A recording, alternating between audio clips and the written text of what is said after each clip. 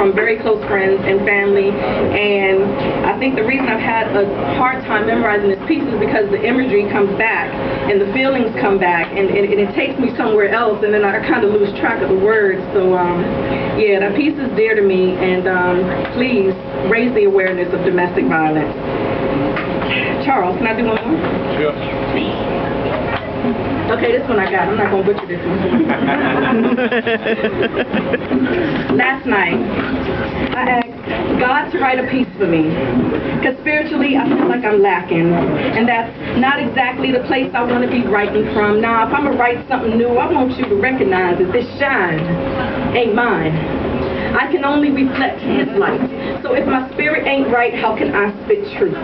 So I asked God to remove me from the equation, and the solution became simple: to let go and let God be my Holy Ghost writer, because He shines brighter than I ever could, and He can only be good and just and true. With me, I'm mere man. I can fail you the way Eve failed Adam. I'd rather put down my pen than pretend that I can do this on my own, that I could even stand alone. You must know better. You must know I'd never speak death, because only life spoken can begin to take root, and only tended and watered gardens can bear the right fruit. So when I feed you words from my spirit, hear it and know that I'm only a vessel, chosen and trusted with a talent, given an avenue where I can share my good news with you see.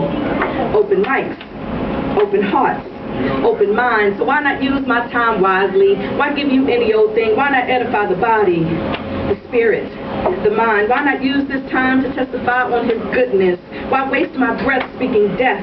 Yet in order to spit truth, I must study to show myself approved, be full of spiritual food, but sometimes I feel malnourished and knocked a bit off my spiritual axis when I find myself skipping a meal or two, binging on some worldly food, trying to console my soul with a snack by putting on a nice gospel track and then saying a quick prayer to get through. But there are times when a quick prayer just won't do. There are times when I must quiet my mind, seek His guidance, seek balance, or risk falling in darkness. Can't starve my spirit of proper nourishment. Yet I admit that my current biblical intake falls way below the recommended average. See, I told you lately I feel like I'm lacking in being an adequate vessel. My cracks have turned to holes and my soul seeps freely.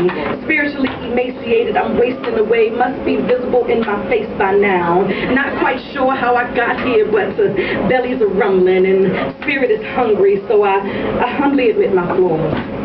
I proudly flaunt my scars because I know He's working on me. And He seems to know what's best for me, so I'm going to follow His lead. And I'm going to just try to be the best me I can possibly be while still fumbling and falling over my own insecurities. You see, sometimes I feel so beautifully ugly that no one can love me. But He loves me, and He calls me beauty. So I feel it's my duty to do what's humanly possible to honor Him, to show Him I appreciate His favor. I'm grateful for my life. So last night I asked God, write this piece for me.